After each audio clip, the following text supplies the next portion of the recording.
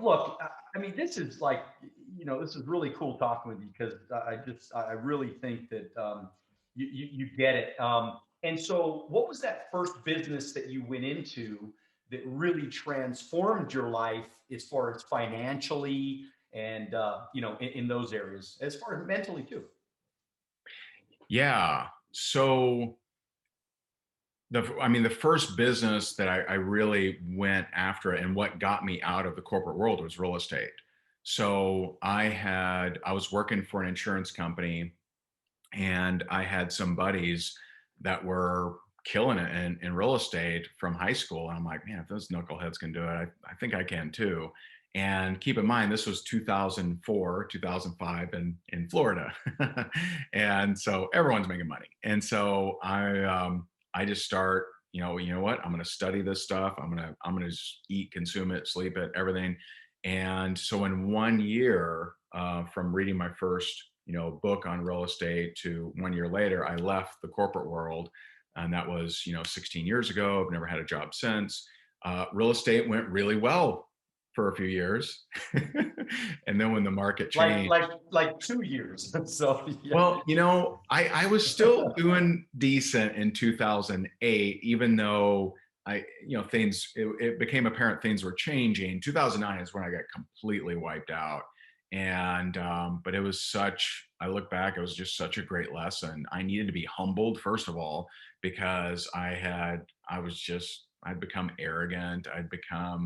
I just thought I couldn't lose, and I was just this awesome. And so I needed to be humbled. I needed to find myself. And so all of those, all these bad things, there's lessons in them. And so after real estate, so you get wiped out in 2009. I mean, first of all, what was that like? Like, how did that feel Oh to man. just feel total collapse? Yeah. And to, dive into what that looks like, because sometimes people hear, oh, he lost it all. What does that mean? I mean, I was selling my furniture.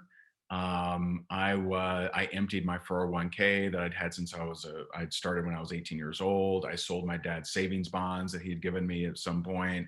Um, I mean, I was desperate. I was being chased by bill collectors. Before I left my house, I would look outside to see if there's anyone there, and then I'm gonna sneak out because what am I gonna tell them? I don't got any money. No one's hiring. My credit is shot. I have 2 credit cards left because the rest of them have figured out that I'm not paying them, and so it was tough. I started drinking heavily. For a period of time there, I wasn't a good dad to my 2 sons at that point. Didn't see them. I went through a divorce, and during the divorce, I just didn't see them a whole lot. So it was tough. It was really, really tough. And so, yeah, what was that next business that you Yeah, jumped into? How did that start? How did you get recruited? How did you start? sure. How did that work? Yeah. So here I am, credit shot, 2 credit cards left, right? No, I ain't getting a loan anywhere. No one's hiring, by the way, because also in 2009, I mean, almost everyone was involved in real estate. Like, it's interesting right now because I mean, we just flipped a lot, and we're flipping a couple of condos right now. Naples and Florida real estate is red hot right now. But the difference is it's not a lot of speculation. Like, everything was speculation back then. The guy behind the 7-Eleven counter just got his third condo, right? It's like crazy. And so everyone is affected. They're either in foreclosure, going into foreclosure. I had a CPA kill himself. I mean, it's tough times. And so back then, no one's hiring, credit shot, I got no money, I'm wiped out, and I don't know what I'm going to do. And I had a friend, my buddy Chris out of Cape Coral, Florida, that invited me to a home meeting. And I knew what that was, and I had sworn off of it.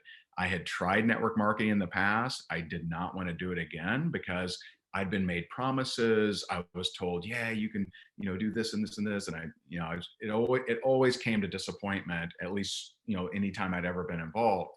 Well, this time I really didn't have many options. And so I go to this home meeting and I'm like, you know what? I'm going to make this thing work. If anyone on the planet can make this thing work, I will also make it work. I'm going to figure this thing out. And so July 15, 2009, I joined a network marketing company, and I'm like, I'm going to make it work. And so there were a few things that I did every single day. But long story short, I did become the #1 income earner in that company, made millions of dollars with that company, found a passion and a niche that I really like, of budding entrepreneurs, people that may not be entrepreneurs if it wasn't for network marketing. And so that's where the, large portion of our business is now, is coaching and training network marketers. And so I love it.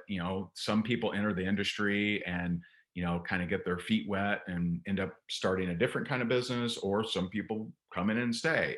But I know it saved me, it saved my life, and I'm forever grateful for it. And so it's been a great experience.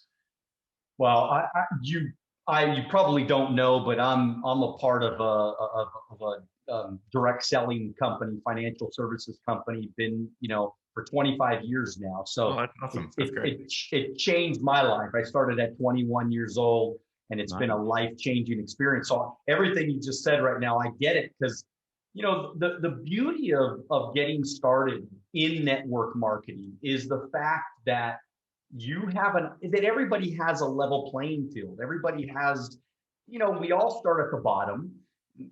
Nobody's really going to give you anything. It's you got to go get whatever you're going to get out of it. You Right. got to go get it, right? And so it kind of allows us, right, that if we are broke, which I was at 21, making $7 an hour, Yeah.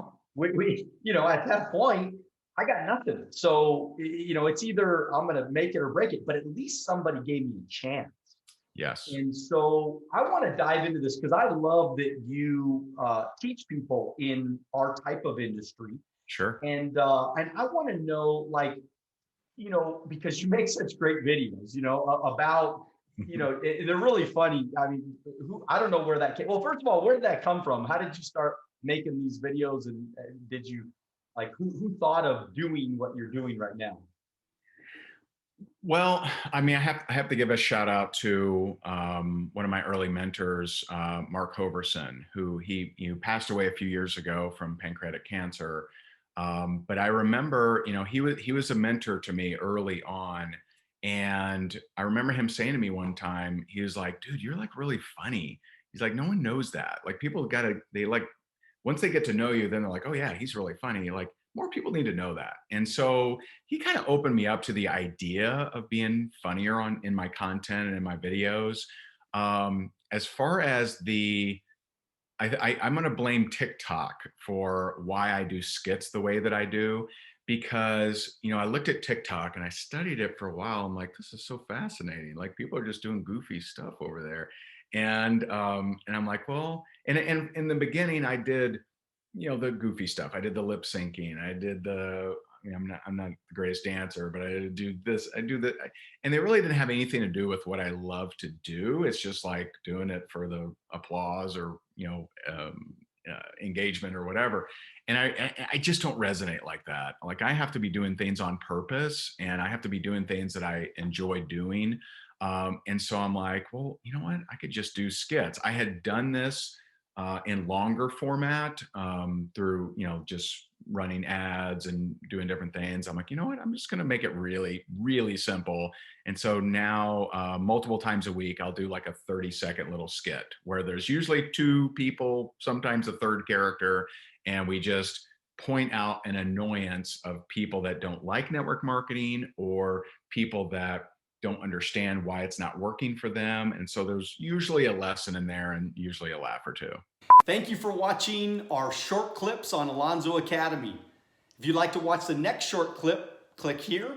If you'd like to watch the entire podcast, click here.